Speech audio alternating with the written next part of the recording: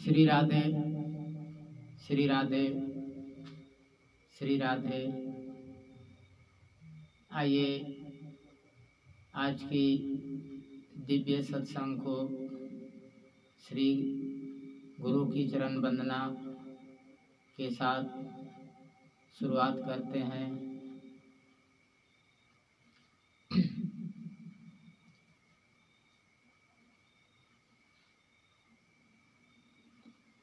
विमल चरण पद कमल जुग बंदो सीताराम, कृपा सिंधु नर रूप हरि बंदो गुरुपद कांच।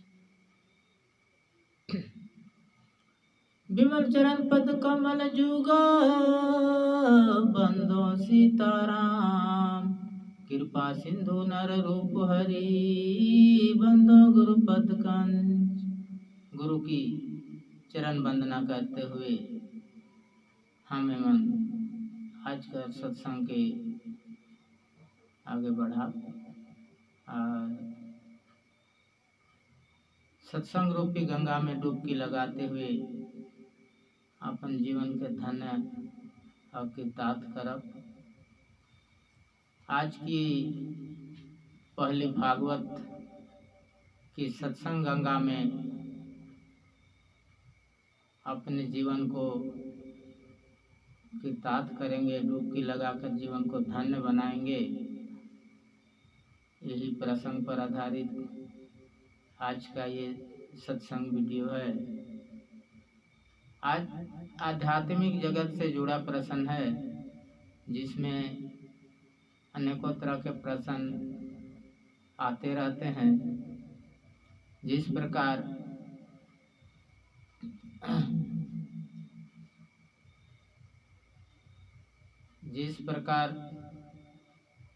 भगवान आपसे क्या चाहते हैं। प्रश्न है, भगवान आपसे क्या चाहते हैं।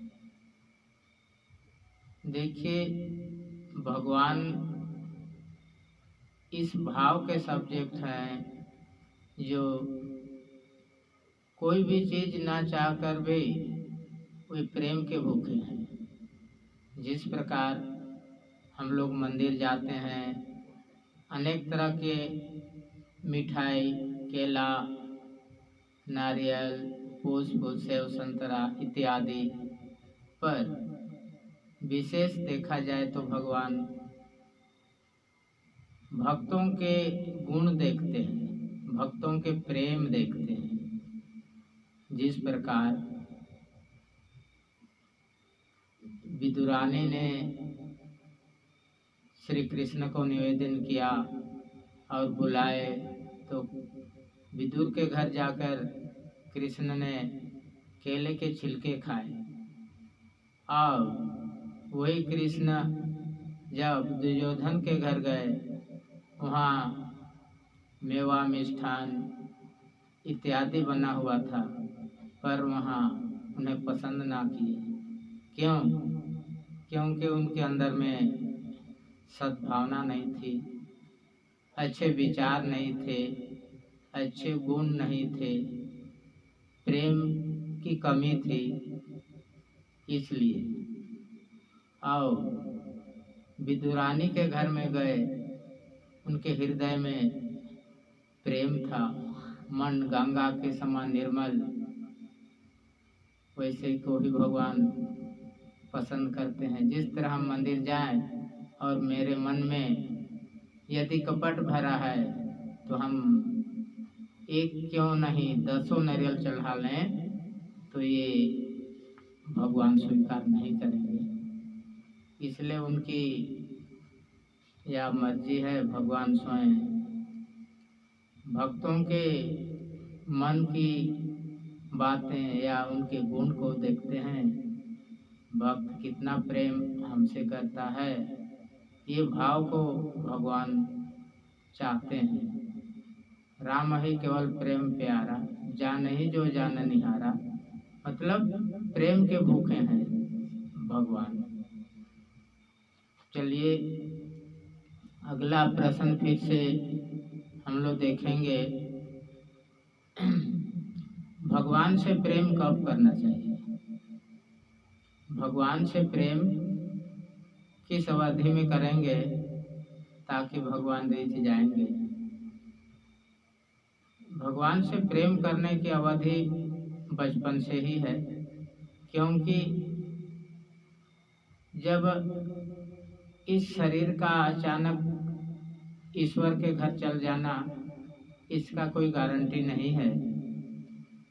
कब टिकट दे दें हाथ में और हमें भगवान के घर जाने के लिए ट्रेन पर चढ़ना पड़े, ये अचानक की बात है, हमें नहीं पता। पर इसीलिए मैं कहता हूँ कि बचपन से ही भगवान में मन को धीरे धीरे केंद्रित करना चाहिए और ध्यान से भजन कीर्तन में मन को लगाना है। जिस प्रकार हम सब की उम्र लगभग 50-60 साल हो जाने पर स्वयं भगवान की अनुमति आने लगती है। वो कौन सी अनुमति है? जिस प्रकार सिर के बाल पक जाना, पैरों में दर्द आ जाना, मुख से दांत गिर जाना, ये ईश्वर की बुलावा है, ईश्वर की घंटी है। जैसे हम बाल पक गए, कितनों ही ब्लैक रोज क्यों न लगाएं, लेकिन पकना ही पकना है, उसको सफ़ेद होना ही होना है, क्योंकि बुलावा की घंटी है, समय सीमित है, उसको भगवान अपने ओर आकर्षित कर रहे हैं, ये जानना चाहिए। पर हमें ये चीज़ भी ख्याल नहीं कि हमें कौन सा रास्ता पर अभी आ चुके हैं और भगवान किस तरह बुलावा कर रहे हैं, वो भी पता नहीं है। इसलिए समझ जाना चाहिए, जब 50-60 के एज आ गए तो ईश्वर की बुलावा आने लग गई, चालू हो गई। ठीक है, अगला फिर से हम लोग प्रश्न देखेंगे। रोज सत्संग क्यों करना चाहिए? अब प्रश्न खड़ा है, रोज सत्संग क्यों करना चाहिए? जिस प्रकार माता बहनें रोज कमरे को झाड़ू लगाती है, दिन भर और रात भर की आना जाना में धूल कण बैठ जाते हैं, और सुबह को रोज झाड़ू करती है तो कमरे साफ हो जाते हैं। उसी प्रकार हम रोज सत्संग करेंगे तो दिन भर का दुर्गुण जो मेरे अंदर बैठा पड़ा है, छल है, कपट है, ईर्ष्या है, द्वेष है, इत्यादि जो मैल है, सत्संग रूपी साबुन से मैल धुल जाएगा और हम अच्छे विचार, अच्छे वाणी से एक दूसरे के साथ बोल सकें। काहे कि मेरे मन गंदा से भरा था, पर सत्संग करने से निर्मल हो गया और साफ होने से ही मन में साफ विचार उत्पन्न होंगे, मन पवित्र होगा, बुद्धि पवित्र होगा, सत्संग से ही पवित्र होता है। जिस प्रकार कपड़े में दाग है तो वे साबुन का प्रयोग करते हैं, उसी प्रकार मनुष्य के अंदर में गंदगी है तो सत्संग रूपी साबुन का यूज करना पड़ेगा, और वही साबुन हमें अच्छे विचार, अच्छे बुद्धि, शुद्धता का ख्याल करते हुए हम जीवन को आगे की ओर ले चलते हैं। चलिए फिर से अगला प्रश्न है, माँ का कर्जा बेटा चुका सकता है? ये तो असंभव की बात है। जिस तरह माँ अपने बच्चे के लिए बिछौने में प्रत्येक दिन सूखा कपड़ा रखता है, रात भर में भीग जाता है, छोटा बालक, उन्हें क्या पता कि मेरे बिस्तर गीला होंगे, लेकिन माँ को जरूर पता है। और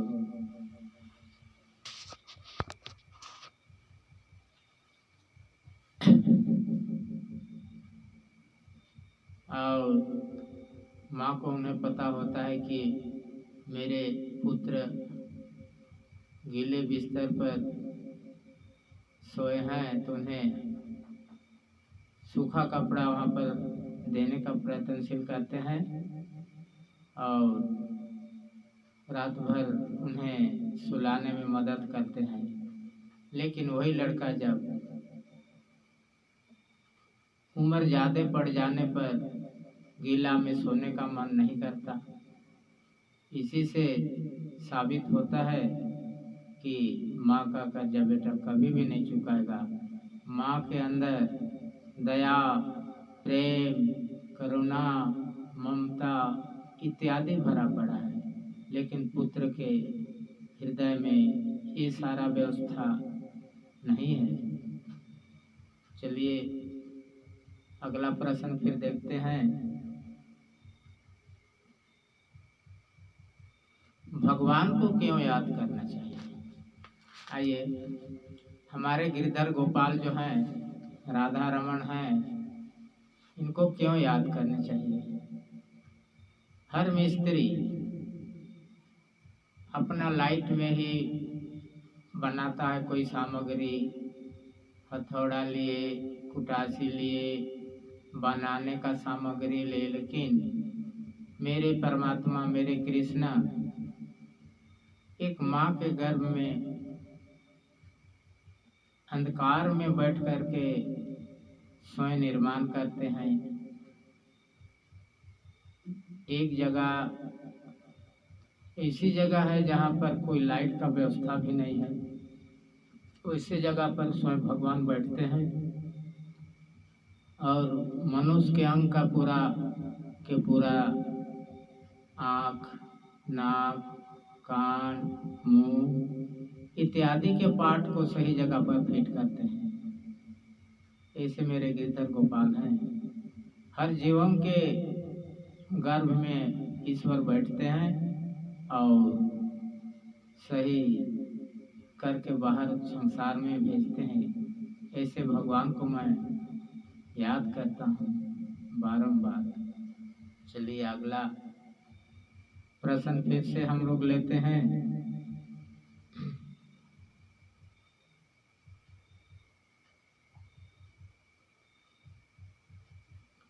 आइए, भगवान से क्या मांगना चाहिए? बड़ा भाग्य मनुष्य तन पावा, श्री गोस्वामी तुलसीदास जी कहते हैं।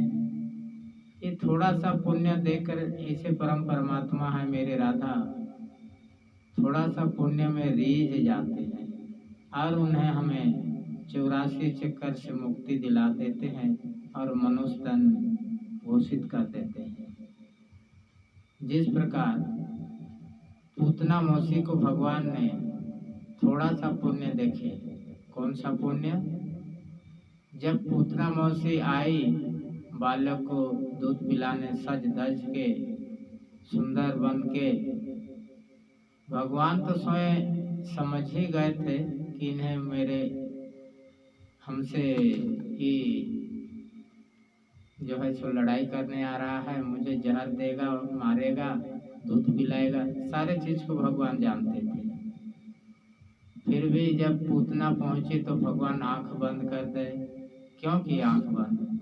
क्योंकि बाहर का आवरण उसका अच्छा था, भीतरी मन में उनका गंदा था। तो गंदा तो भगवान पसंद ही नहीं करेंगे, स्वच्छ निर्मल पसंद करते हैं शरीर। तो कपट थी अंदर से और बाहर सज धज के आई, इसलिए भगवान अपने नेत्र बंद कर दिए। तो जब भगवान को पूतना उठाने लगी और दूध स्तनपान करा रही है, जब दूध पियाई, उसके बाद दूध के बाद फिर जहर के बाद खून, तब पूतना मौसी भागने लगी आकाश की ओर। इससे साबित होता है जब स्तनपान कराया तो भगवान माँ के रूप में वहाँ समझे, क्योंकि दूध पिलाना एक माँ का ही तो दर्जा होता है ना। इसीलिए भगवान माँ का दर्जा मान करके थोड़ा सा पुण्य में रीझ गए और पूतना मौसी को सदगति प्राप्त कर दिए। उसी तरह हम लोगों को भी थोड़ा सा पुण्य देख के मनुष्य का तन परमात्मा ने दिया, इससे और बड़ा भाग्य क्या हो सकता है। इसलिए हमें कुछ नहीं मांगना चाहिए, विधाता का मर्जी है। तो चलिए आगे इतना ही कहकर आज की प्रश्नोत्तरी को समाप्त करते हैं। सबको जय श्रीमन नारायण, जय श्री कृष्णा, जय श्री सीताराम, जय श्री राधे। ठीक।